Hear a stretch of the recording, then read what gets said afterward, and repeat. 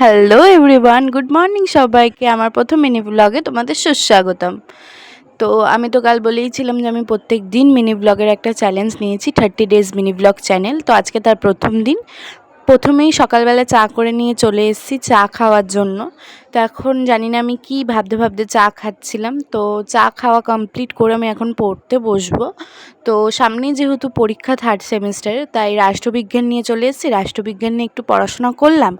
আর mini ব্লগে যদি কোনো ভুল হয়ে থাকে তো অবশ্যই আমাকে জানিও তোমরা কমেন্টে। তো এখন আমি বসে আছি চুপচাপ, খাবার বানাতে যাওয়ার আগে, মানে ব্রেকফাস্ট করার আগে পড়ে ঠরে উঠে। তো এখন যাচ্ছি আমি ব্রেকফাস্ট বানাতে। তো ব্রেকফাস্টে বানিয়েছিলাম পাউরুটি, মানে টোস্ট, আর এদিকে হচ্ছে কফি।